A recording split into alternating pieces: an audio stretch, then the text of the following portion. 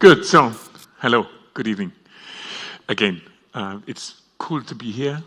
Thank you very much, Kritik and the team have invited me, and also the technical team that is really very helpful here. I arrived yesterday, and we came here in the afternoon to see the venue, and I saw this huge wall, and it's great.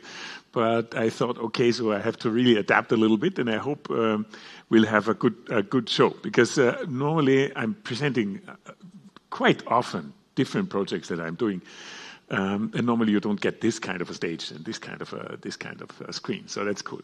So what I'm talking about tonight is, or this afternoon night, is Mythos Mozart. It's right in the heart of Vienna. What you see here is a city map of Vienna from Mozart's time. So it was really drawn in 1791. So Vienna looked really like that when he lived there. And he lived in a house, you see that on the left-hand side, that was very close from the cathedral. So it's really downtown Vienna. You see the tower of the cathedral in the background. And here, that's the room where he died. So this is really the place where he became immortal. Nowadays, this is the main shopping street of Vienna, the Kärntnerstraße, and you have at the very location where the house stood where Mozart died, you have a department store.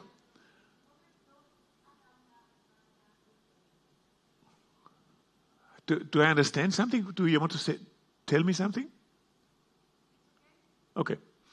So now there's a department store which had been built in the 1950s. I just had a walk through town here, and I saw a lot of buildings from the 1930s, 40s, 50s, and this department store was built by a very famous architect of that time. So I received a call in 2018 asking me, would you have to create an immersive experience? I said, okay, why not? It's about music, so they asked me to come in as a musical advisor, as a musical expert, to help them think about Mozart and about an immersive experience. For me, there were a few prerequisites very clear from the beginning on. What I wanted was a collective experience that you would enjoy and experience together with friends and families, and also strangers that come together by chance for one group that walks through such an experience, to awake curiosity, so to make people curious, because of course this is an experience, this is an attraction that is also offered to tourists. I mean, it's in the heart of Vienna. Vienna is a touristic city. People come to Vienna for culture. They come for music, but many just walk by and have no idea of Mozart and have never heard anything about him. So to create something that makes people, that invites people and makes them curious and not kills them by playing pushing Mozart into their ears and telling them information about Mozart. So it was really making curious. And very important to create something that is immersive, so that you enter and you dive in and you immerse into, but technology is not showing off. So technology is not even there. So it's like it's just serving the purpose. For me, also today, I mean, we did that then, and also today, the best compliment that I can receive from visitors is that they say the day after they thought, oops, how did they do that? So, you know, that we really don't realize how things are achieved and done. So that meant no VR, no XR. We all know this image of Mark Zuckerberg presenting this kind of VR glasses, and he came into that space, and nobody saw him because he was walking through people that everybody had this glasses on. So an experience that you enjoy together would exclude this. And moreover, I didn't want to have people wearing headphones. This is an example from Budapest, a very nice, really, if you ever happen to come to Europe and to Austria, and so take the train for the 2 hours to Budapest and visit the House of Music in Budapest. It's a really great installation. But it's based on a technology. You see this little funny hats, this piece of technology on top of the headphone. They use Bluetooth beacons, and it's a very precise installation. So it's really, it's stunning. But still, you have this thing on, and everybody listens to something different because the one it's very sensitive. So if you are closer to this image, you would hear the music and text about this image, and if you're closer to that, it's really reacting on like probably 5 centimeters or 10 centimeters. Perfectly done, but I didn't want to have that because it's about music, it's about Mozart, it's about enjoying it together, it's about immersing into an audio space in a room. So, and then of course I visited, and you all know those attractions. I visited, for example, Atelier de Lumière in Paris, this so-called immersive installation where they have different shows. For example, one on Van Gogh.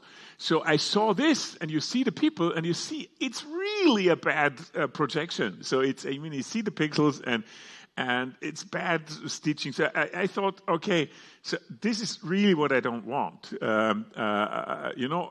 Look at that picture. People pay a lot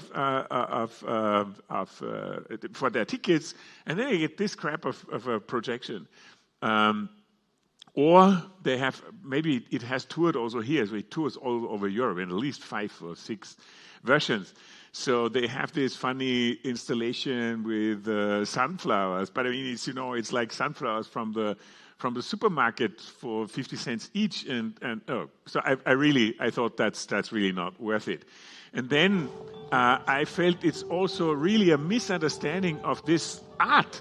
When that you have then these flowers falling down through the painting, and so it's really something that I didn't enjoy, and I thought we really have to avoid that. So a perfect projection, a really deep storytelling, and of course, after all, it's about Mozart, immersive audio.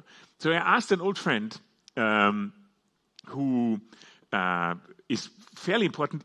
Every one of you know a work of his, because he does a lot of sound branding, and he composed the Intel Bong, this da-ding thing. So that's Walter. Walter is Austrian, and with his band, he had a world hit. So that's the original video from the mid-80s, Bring Me Edelweiss. And so that's what they done in the mid-80s. And they earned a lot of money with that thing. And he took that money and went to LA and created this company for film scoring. He does a lot in publicity, advertisement, ad scoring, and also he works a lot with AI. And he created, maybe you have heard about that.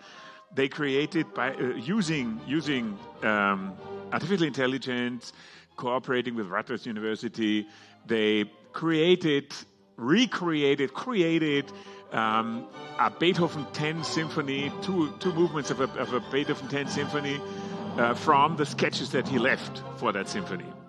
So that's Walter, and I asked him to help me in that project, and he was he was really just jumping on it, and we did it together. So he was really a partner in crime.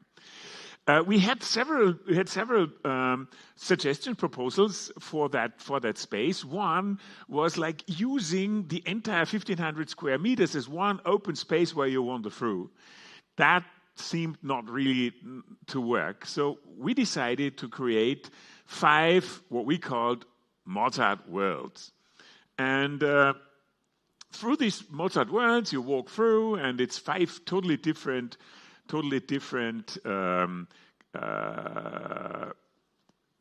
atmospheres. So, of course, it was an important first research. Can that work? Can it work that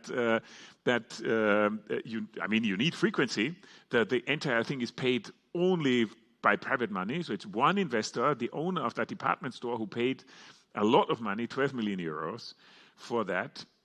So we had this, can I don't know whether I can go here. Yeah, I can. We had this customer animation looking at how people would move in the spaces. Can that work? How many can we put in per hour? Children, elderly people, strollers. So it was a great fun to analyze this. And it turned out, okay, it can work. So then we started. As said, it was very important from the beginning on in contrary to the so-called immersive exhibitions that we've seen, to really create a story that people would follow. So I wrote that stories, and then we analyzed it to the curve of emotions. And so for every one of the 5 spaces, we created this kind of storyboard, also with the kind of expectations on the emotional curves that we wanted to design. So for this very important information, of course, or very important foundation, also for the music, for Walter, it was very important to see how would we like to move in that space. And from that, we designed the media planning, so to speak. So what you see here is the positions of 55 projectors and 283 speakers. So we worked a lot. We will see that then in the spaces also a lot with projections, where we used a fairly top product by Epson. And you know that from things that you've done yourself probably, that you need very special optics, very special lenses for spaces where people would walk very close, come close to walls. So you need very special lenses. So we had about like 36 or whatever of those lenses, where one lens is 14,000 euros. So it's you multiply easily. So that's a very important part of the design. The 283 speakers are 283 channels, so that at no moment in the entire Mozart experience you would hear the same content, the same sound from 2 speakers. So it's always spatial, always 3D audio. And more so, we had 2 spaces in which we implemented an active audio. So active audio means that in the spaces you would have like 36 speakers and 12 microphones. The microphones always taking every sound that you produce in that space, also like people walking, or like people shouting, and integrate that into the sound. In one of the spaces we recreated the acoustics of St. Stephen's Cathedral. So it's funny because it's a space that's 3 meters high, and you walk through and you have this immediate impression of being in a cathedral. So that's for your own sounds that you make yourself. And even more important, because that's the fun thing, so that's the immersive fun thing, but it's incredibly important in the foyer and in the spaces where people come and buy their tickets and are led through and are guided to the entrance and to the exit and to the toilets and everything. There we also have this active acoustics, which makes it possible that people speak very low and very relaxed, because we microphone everything that they say and play it through the speakers. So you don't only have the impression of being perfectly understood, you are perfectly understood, even though the acoustics of the space are crap. So it's a non-existing acoustics. So without that thing, everybody would always shout. From that, we created, you know that's very easy. We created flowcharts for the production of this media technology and the building and everything that we did there. So that's 10 months of time that we got to space and that we opened the experience, which a very sportive schedule to build such a thing for 12 million euros in 10 months is, I mean, you have to spend that money. So it's pushing hard. And we were working really the time through. So there was no Saturday or Sunday off. And we were working more or less all the teams were working from like 7 in the morning to at least midnight. So that's how we put that in. So that's the moment where we took the space over. It's 1,500 square meters in one floor, and it was just empty, nothing, and less than nothing. We had also to take out that floor before. So what we built was from ideas that were drawn in sketches like that, or renderings like that. For some of the elements we had to develop technology. Some, of course, we took existing pieces of technology. So this, for example, you see these characters here, and it's a wall of mirrors. It's 16 meters long and 3 meters high, and we have 8 screens behind these mirrors. And you know that so put a screen behind a mirror, behind a glass, so you would always see the outline of the TV screen, because black on a TV screen is not black. So it was a really difficult decision to create that glass. So how opaque shall it be? How colored shall it be?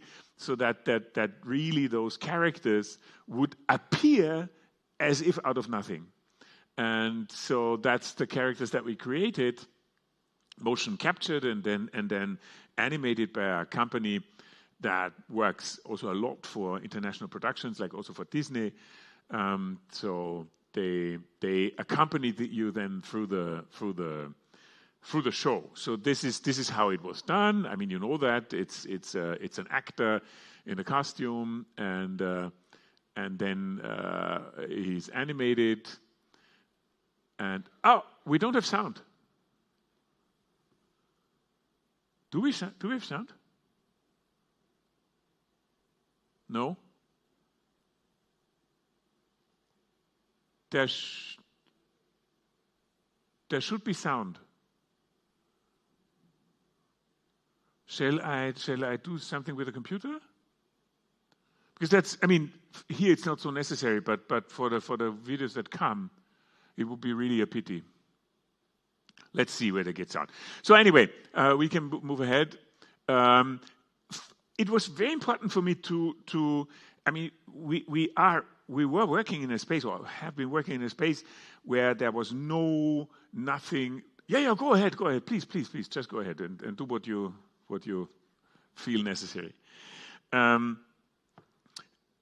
No artifact, nothing. So there was not even a stone left from that house. So everything had to be created. But it was important. I found it very important to not. Very nice. That's good. No, it's already there.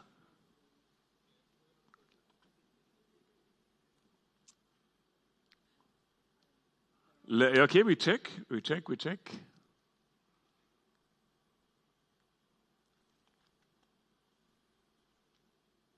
No.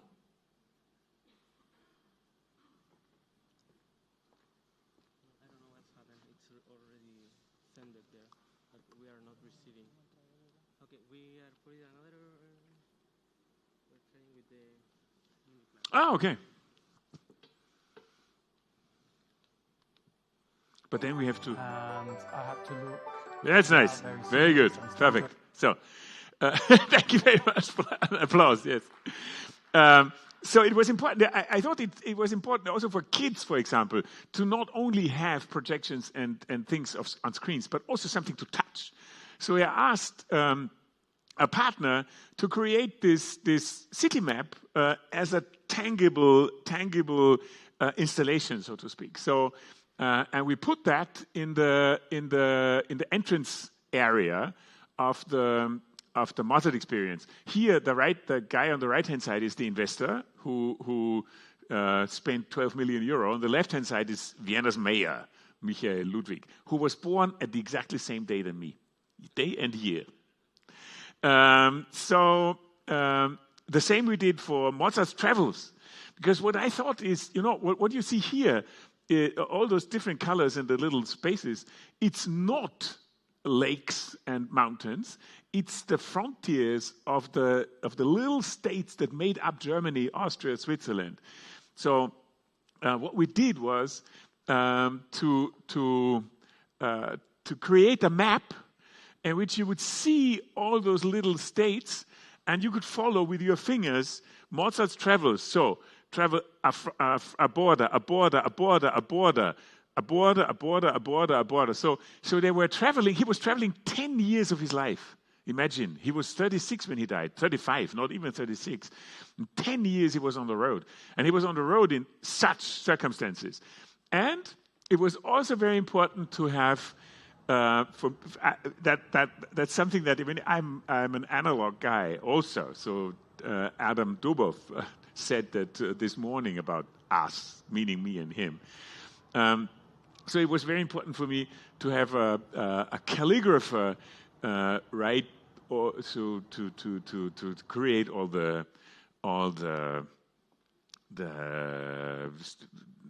everything that you read in this experience is handwritten by and calligraphed. The first real spot that people see when they come in is a gallery, like it's the so-called Petersburg hanging of images, where people they find a photo station where they just we take a photo of them, then we create an avatar, a 3D avatar, and those avatars then, here again our mayor, and these avatars then they interact with each other, so they tell real stories on that in that gallery, which is great fun. And we created these kiosks in the shop where you then can print out and take a selfie of Mozart and you yourself in a Mozart costume at home, which people really do. They love it. So it's also the idea behind that is also that, yes, we only have digital assets and no artifacts. So let's at least do something for them that they can take home and create and immerse them also in that way. I mean, I could also give it away and not charge €5, but it's not only about the euros. It's also about like really give you another option of immersing. The first real space that people enter is the Requiem. It's that we give them the message, you are now at the very spot where Mozart became immortal. As said, it was really very important for me to also tell stories in those spaces. So every of those spaces is an 8-minute story that you can follow we also developed an audio guide, and so you follow that story, and all the doors open automatically. So you are at that gallery, and at a certain moment, the door opens, and you go in, and you immerse in this first space. The inspiration for that space was, you know that from churches and cathedrals, you always, very often in St. Stephen's Cathedral in Vienna, it's really impressive. You have those candle installations where you put $1 or what kind of a coin into a box, and then you take a candle and you light the candle for your beloved ones. So that was for me the inspiration for that space. So I thought I'd really love to have at least 1,000 of such candles in a space. So together with a German-born designer who works in London, Moritz Waldemeier, we developed this candle thing, which is, you see, it's electronics, and it has a double-sided 99 LED on each side LED screen, where we run videos of flames. So a flame to the left, a flame to the right, higher, lower, more or less flickering, more bright, less bright. So I think it has like 48 videos on every candle. And I can tell every candle what it shall do at any moment. So we connected it to a lighting desk, a lighting control, like up there with our technical colleagues, with 1,500 channels, and combined those candles. In the end, we did 1,500, so it's 1,500 of those candles. We combined them into groups, meaningful groups, because it just doesn't make sense to tell every single candle what it shall do. And Walter composed a wonderful version of the Requiem using Mozart original music and transforming that music into a very freely flowing audio space based on the Requiem.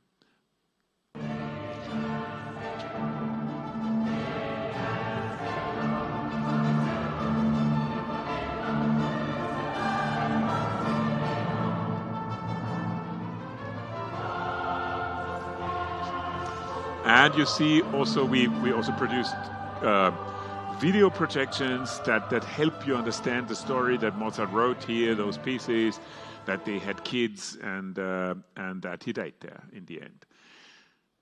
Next, the door opens after 8 minutes, and you enter a space that we called Vienna, Mozart City. So our claim is it's Vienna, Mozart City, not Salzburg. In Salzburg he was born, but he hated Salzburg, and he lived there for 20 years, 10 of which he was traveling. So Vienna was far more important for him. So what we created there, what you see here is one of our main challenges. You see it here very well. The entire space is only 3 meters high. So that's really a challenge for such a thing. So with all the installations, electrical and air conditioning and everything, I fought with all the people doing it. I fought for every single centimeter. I tell you, it's really centimeters. And sometimes I forced them remove it and reconstruct it because it's just too low. So that was really something that was very difficult. And you see, we put here this kind of floor, like in the old streets of Vienna. So immersion here means also walking on this floor and feeling the old street floors. It was very important for me, for the storytelling element in that space, that when Mozart lived at that place on the 6th of July in 1791, a French entrepreneur traveled all over Europe, and he sold very expensive tickets, and you could watch him fly, not fly yourself, but you could watch him fly. So the emperor and to Vienna, so everybody, they drove out to a park, not a little, I mean, like now 10 minutes drive by car, then half an hour by carriage probably, and there they erected a huge stage, and there this guy Jean-Pierre Blanchard, he would raise in his balloon. This was a free floating gas balloon. It was not a hot air balloon. It was a gas balloon already. And Mozart didn't make it. He couldn't make it. He didn't have the money. He tried to borrow. He didn't get it. The next day he couldn't go. So he wrote 3 letters about that, but he couldn't go. So it was really important for me to help him fly. So we created this 360-degree panorama of old Vienna. So that's only a part of it, of course. had an art historian who helped us to reconstruct and to find all those paintings that were then animated. And here you see this is an animation in the from the. It's not the final file that is then played, but that's what we tried in VR. So we created the 360-degree panorama, and we created this balloon flight because we wanted to know whether people would all faint or feel badly when in an entire space this kind of thing happens. But it worked well, and it's one of the really, in my opinion, so I really like it. Every time when I go there, I really enjoy it again. That's really nice, like flying up in that balloon and seeing the city from that perspective. Next space, we wanted to have here and there also meaningful interaction. So what we did is create a living room at Mozart's times, and we put this kind of elements that resemble like music stands, and Walter recomposed the Little Night music, Mozart's Little Night music, for instruments from all over the world. And the fun part is that Mozart, here you see that in these images, in the pictures that hang on the walls, Mozart knew a lot about instruments from all over the world. I can claim that because these images are from a book that was in Mozart's library. So Father Mozart, Leopold Mozart's library. So we can be sure that he really knew about those instruments, and he loved them. In several of his works, he incorporates instruments from other cultures, like Turkish instruments, into the abduction from the Seraglio. So I think we can rightfully claim that he would have loved what we did there.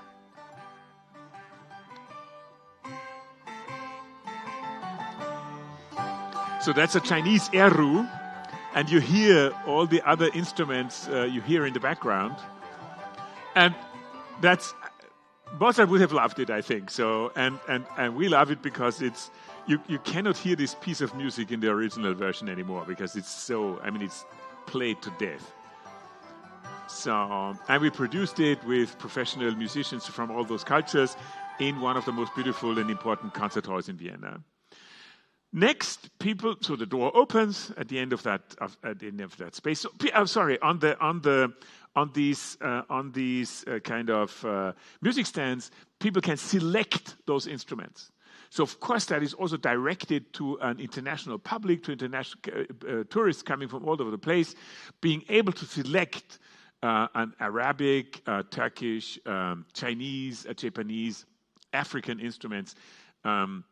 And to listen to that piece that really more or less everybody knows, played by their instruments. The next space we called Mozart's Mind, and together with Moritz also we designed these elements. It's a special kind of silicon, special kind because of the fire regulations. And you see that there are kind of bluish elements, and these blue elements are active. It's about 120 of those elements hanging in the space, and they are active, and when you approach them, then you create music and light impulses, and from that impulses, the overture of the magic flute is created. So you see that kids are running around, and it's funny to see because they immediately see what they can do, and they start dancing and they start moving along with the music, and they enjoyed it very much. So adults often just sit there and enjoy, because of course there is also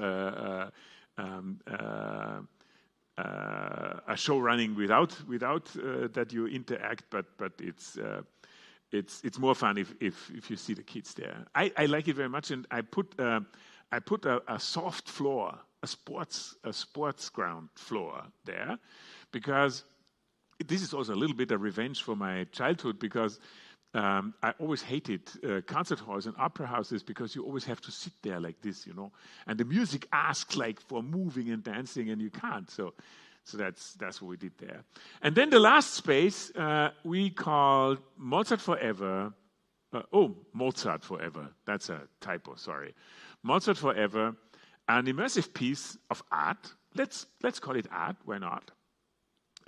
Created together with the very famous media artist Refik Anadol. He's Turkish born, but he lives in LA since long and works there with his studio, and has also a studio in Istanbul still.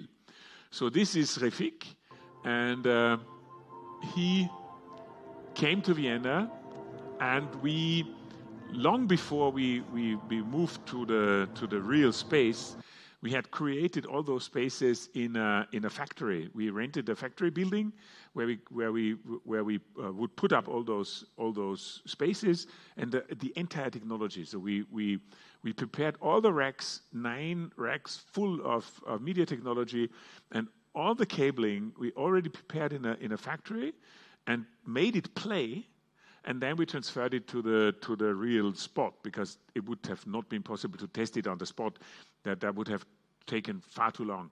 So with 60 kilometers of cables that were already plugged and numbered, and so that they could be identified and then reconnected in the space itself. That worked more or less. So 90-something% worked.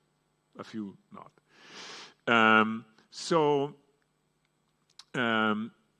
One part of the pieces that we created with Refik was this kind of morphing Mozarts, very funny, in different.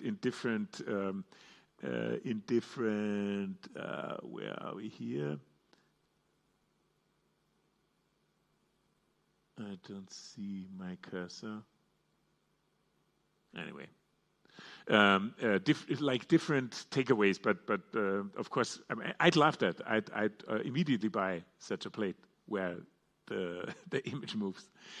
But the space itself that we created is 60 square meters, 3 meters high, floor and walls projected. For this immersive projection, we couldn't, of course, in the 3 meter space, we couldn't project the roof or the ceiling, and also the floor projection. What you see here is the one projector with a mirror. So we had to develop, but to build a fairly complicated installation for that. So Refik always takes assets from the spot. So like here it's Mozart. It's like Mozart's letters. Here it's performance data. First performance data that we follow then through time. Here it's like recordings, audio recordings and also videos, and here it's like Mozart images, but not only the original images. I myself researched about, I think, 1,600 or whatever that I gave him, and he, of course, he continued, and so we had lots of like coffee mugs or book covers or whatever. So every kitsch that you can imagine went into that AI-driven algorithm machine that then puts out different interpretations of what Mozart could be. Like here.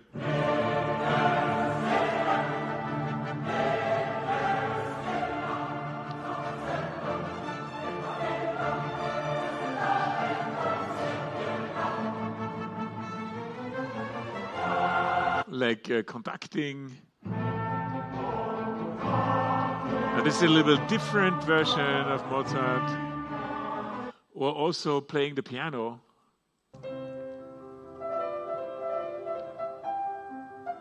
So this is on the basis of all the images that he found, but also like really play. You see, it's also synchronized to the music. So And here you see part of the work that he did, also using now like images, videos, and then that's what he always does. Is then I don't see here I am.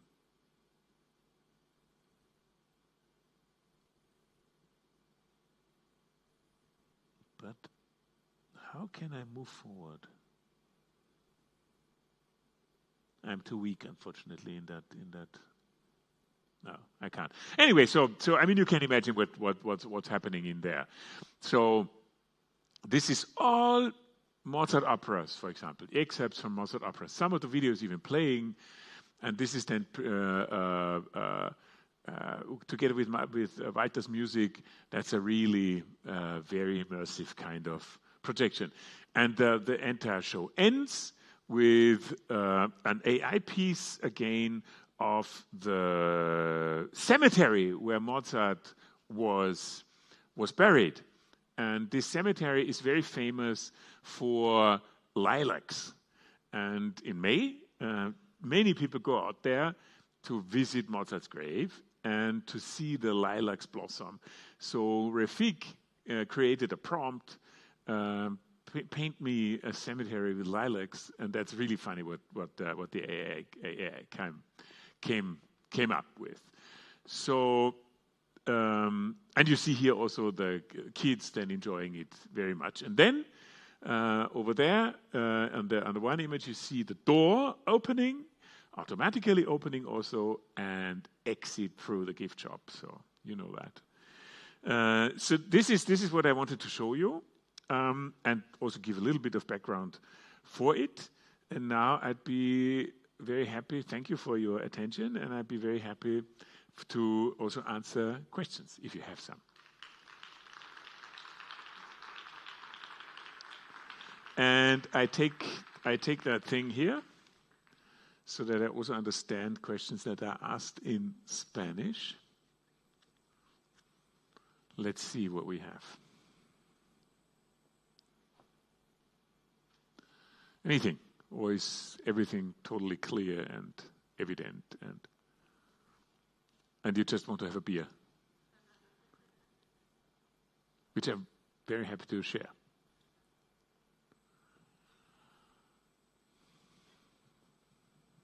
Hi, Chris. ¿Puedo decir en español? Ok. Empezaste tu presentación mostrando una pregunta que decía: Chris, ¿nos ayudarías a hacer este museo de Mozart inmersivo? ¿Cuál es la historia detrás de esa pregunta? ¿Quién fue el de la idea de hacer esto? ¿Cómo nació esa idea?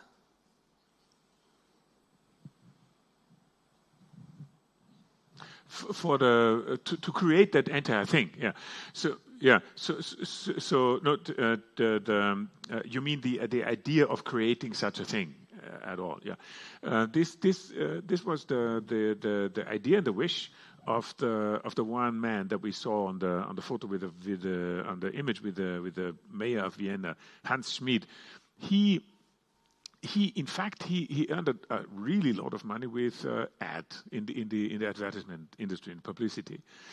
He had a huge Europe-wide agency, and by it was really, I mean, he didn't want. He became owner of that department store. He really did. I believe in that he didn't want it because that came from bankruptcy, blah blah blah, and it ended up in his hands. And when he took it over 20 years ago, he found a plaquette saying that's the place where Mozart died. And from that moment on, he always thought of creating something. And when his 80th birthday arrived, he said, "Now I'll do it. I won't listen anymore to my managers who run that department store, because they said, look, man, this is the most expensive square feet in town. So we don't do anything cultural here. We sell fashion. So that's what it's for." And then he said, "Okay, now I just do it." And he had 4 international agencies that are doing many such things pitch for this project, and I came in with a Swiss agency that won the pitch then eventually. So that's how it came, and in the development and in our months-long conversations about what to really create there, for me it was always so important, and unfortunately that doesn't really work out. Maybe it will come over time, but it was so important that Mozart was a fashion victim. When he died, everything that he left was estimated. The value was estimated, and it was the value of the flats, of everything that was there, the piano, the billiard table, and some things like that. That was the top position, and the second position was his clothes. So more expensive, more value than, and the entire rest of what he left was just his clothes. There were many letters where he writes, I was walking through Prague and I walked by a shop where I found buttons. And I bought those buttons, and now I need a tailor to make me a suit for these buttons, So he was very much into that. So a department store full of premium fashion, that would have been paradise for him. So he would have said, "Oh yeah, I'll compose the music for that thing, but I'll have a free coupon of shopping for 2 years or whatever." So it was so evident to create something that really would, fill this whole house, not only the first basement where we did the experience, but they never took advantage of that. And in fact, in the development, I think this is maybe something that could be relevant also here. We are thinking often in boxes. Like, this is the box department store, this is the box fashion, this is the box culture, this is the box music, whatever. And there are many, many spaces in which you really could very nicely and meaningfully also combine such stories, also tell those stories. And I would have loved to do much more for that, and especially because that poor guy, he invested 12 million euro. That's a significant amount of money for such a thing. So I would have renamed the entire department store and really take advantage. So maybe that comes. Is that an answer? Okay, good. Here's the question. You have a question? No. But here. Okay. First row. We need a microphone, I think. Not better with mic. Yeah, please. Also for the translation eventually. Or do you? Oh no, I can. Yes, that's nice. Thank you very much. Sorry. Good. Thank you, Christopher. Your presentation was amazing. No, please don't translate Spanish in the English channel. Or maybe you can take your phones. Yeah. Yes. So thank you for your presentation. This installation is really mind-blowing, and the idea to mix the XR and all the technology with analogic things, organic things like the cobblestone street is very inspiring. So we are currently developing an idea to make an installation, obviously not like this in a very small scale. And we had this question whether to do it itinerant, so we can put it like on a RV and transport it to different parts of the coast of Chile, or to put it on a building. What do you think? It's better to do it in an itinerant way, or to make it an installation in a building? I think there's no single answer to that question. It depends really a lot on. I love such projects that can travel. I really love it. In another life, I'm puppeteer. No, not now, not so much anymore, but for 20 years I ran my own little theater, and I traveled a lot with my stages and with people and with shows, not to South America, unfortunately, but to Asia and all over Europe, and I like it. So I really love it. But of course, and you can do a lot. I mean, you know, with the trucks today, you can fold it, and you can look at those OB vans that are used for TV. So whoosh, they go. You can open them into two directions, and so I like it very much. But of course, I mean, it restricts you to a very small space. So there, it would be even more important to look extremely carefully to a very precise use of technology that could work. And of course, I mean, such a thing, as said, I mean, I gave you the reasons why I didn't want to have headphones or VR devices, because as far as now, as it is now, the technology, I don't feel it really fit for such kinds of presentations. I saw 2 weeks ago, I had my first tests with the Apple Vision Pro.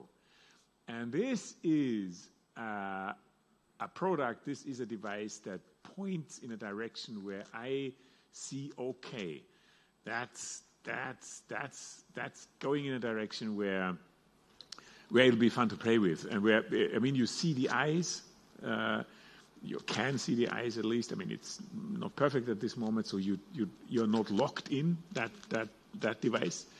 And it's perfect in XR, so you can really see everybody else in the space. You can talk to people while you have it on. So it's and very naturally, very intuitively. So it's an Apple product after all. I mean, I'm no Apple seller and salesman, but still, I mean, there is something to it. So that could, of course, I mean, a combination of such things could eventually work also in a very small space that you travel. But yes, but it has a lot of restrictions. And it depends. But it would be a great challenge. Thank you.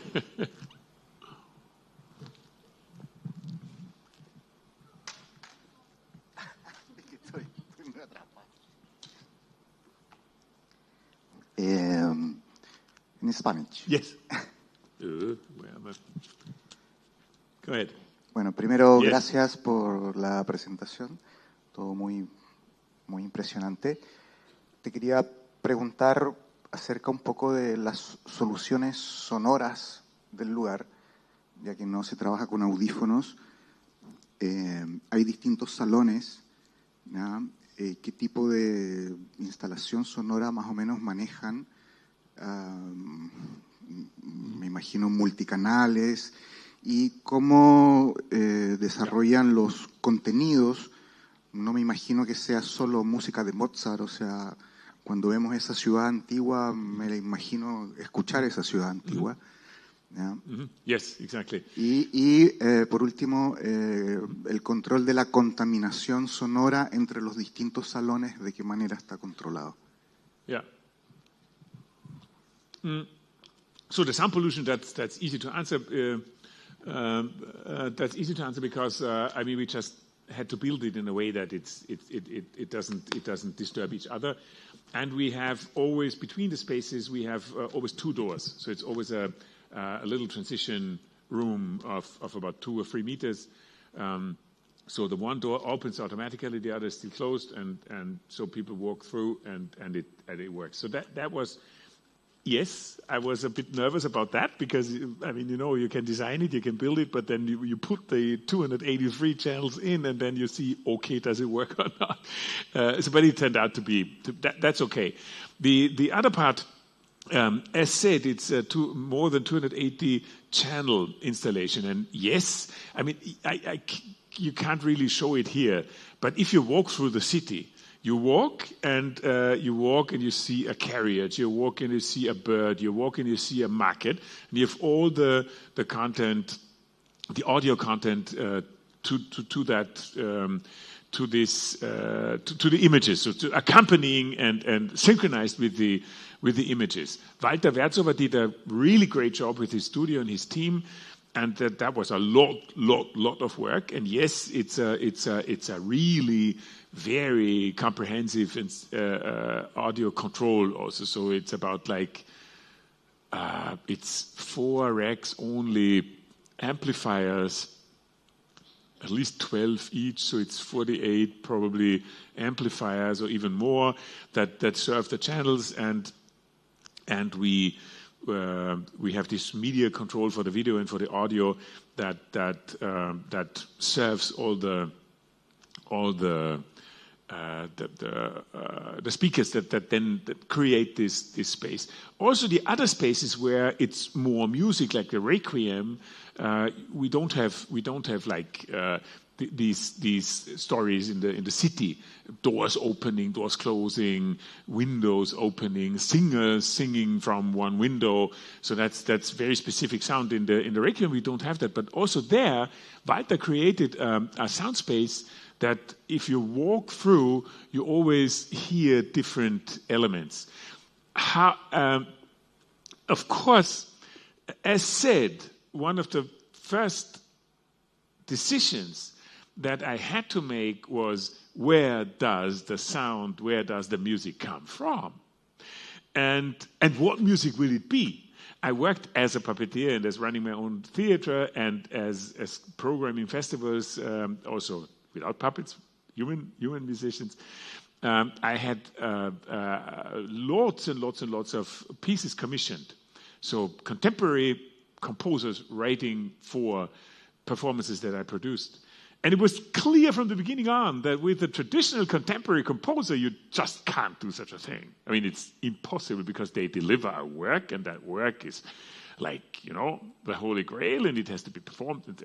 So I needed somebody who, like Walter, who thinks about music in a different way. So it's movie scoring. It's music that supports feelings. It's music that supports images. It's music that is very flexible. So I mean, we decided on the spot. Here we need a minute more. Here we need 30 seconds less. Here we need 10 seconds earlier.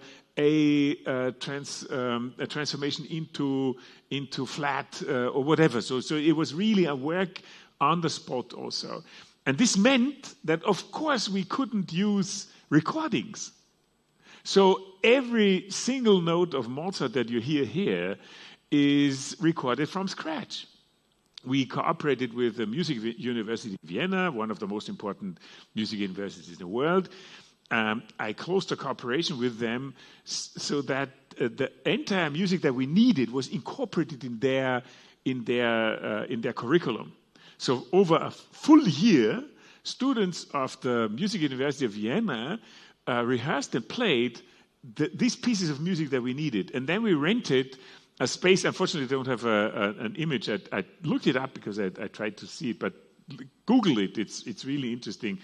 We rented a space that's called Synchron Stage in Vienna. It's a movie synchronization venue that has been built by the Nazis in 1940.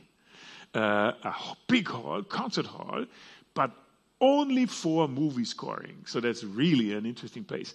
Hans Zimmer is doing all his recordings in Vienna in that space. So, I mean, all those, Oscar soundtracks are not all, but 90% are recorded in Vienna.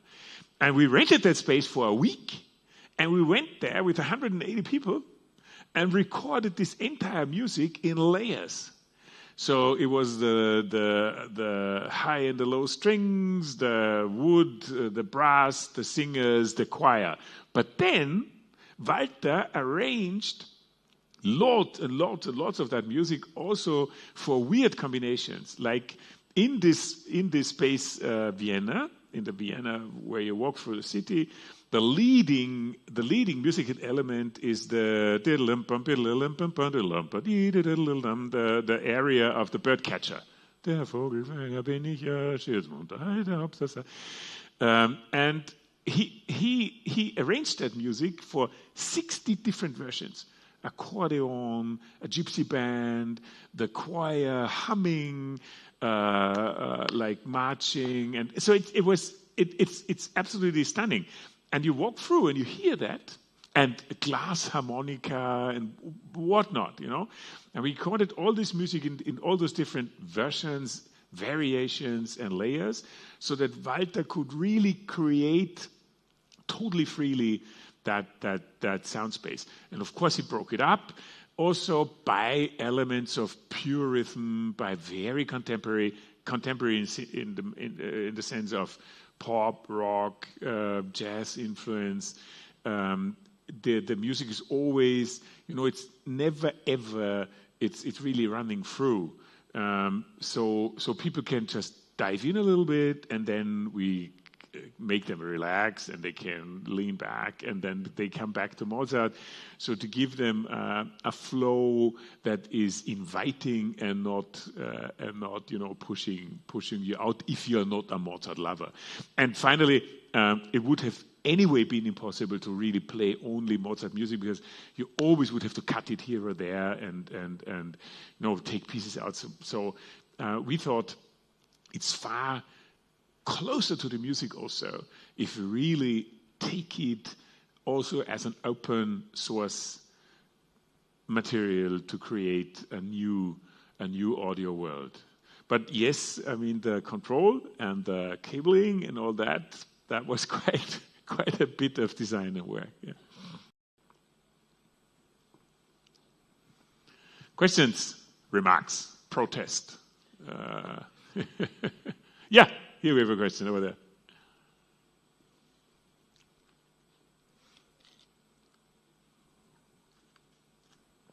Here? No? Hola, in Spanish, please. Yes, of course. Vi que mostraste un mapa de emociones. I have a map of emotion. Sí. A map of emotions. Okay. Y me gustaría saber Yeah. si hicieron algún diseño de usuario, si tuvieron algún usuario modelo, hicieron investigación, encuestas, como para saber si la propuesta se ajustaba a lo que los usuarios podrían ir sintiendo. ¿Y cómo fue ese método? Yeah, yes, we did some research. I mean, you know, if you are in the field and if you're doing things like that, it's always it's a two-sided knife or sword. You know, the one thing is researching and trying to find out what people expect and how you could eventually also react to those expectations or to what a standard would answer in such a research. And the other is to develop something that you want to be really new. So like this famous moment of the introduction of the iPhone, nobody ever asked for. So the market research would have given no answer. So what we tried is we created, I think, 12 or 15 personas together with an agency. Personas that we expected that they would come to the show. So families, younger, older people from different cultures also. And this agency helped us to create a fairly robust profile of such personas. And then we tried to match the stories and the emotional mapas de emociones that we had in mind. We tried to map with those personas. In fact, yes, sometimes this research even influenced also what we did. I mean, not to a very high extent, but it did. And I think positively. So I'm very skeptical about this. If you talk about art and you say, okay, let's adjust it by market research, that's always a little bit of a difficult game. So I'm a little bit skeptical, but in fact, I have to commit that here and there that really helped, and it helped also I mean, it really. You saw this animation that we did, the visitor flow animation. Also, that of course helps a lot in not only the technical planning, but also in understanding how people would react, and and even also in maybe adjusting the emotional curve. If you see how long people take to get from one space to the other, how long it takes to disperse in that room, then it's really better. So, for example, in the Vienna, in the space with the cobblestone flooring, from that learning, we designed the audio space also a little bit differently. So we really turned one of the elements around, also in the animation elements, to start at the end of the space with a huge, like also sound impulse and also visual impulse, to drag people more quickly and to invite them more quickly to really, conquer the space and not just stand there and look, but really walk. So this is something that really happened. I think this would very much depend on the topic that you're looking at, whether such research is helpful or not. But I'm very sure that for many such experiences, exhibitions, attractions, a research done properly, I'm very sure that there are different methods that you can do it, but with this persona thing, you work well. So that can be really helpful. Yes. Bueno, con un fuerte aplauso despedimos y agradecemos a Christopher. Thank you very much for this class. It's an honor to have you here in a great fest.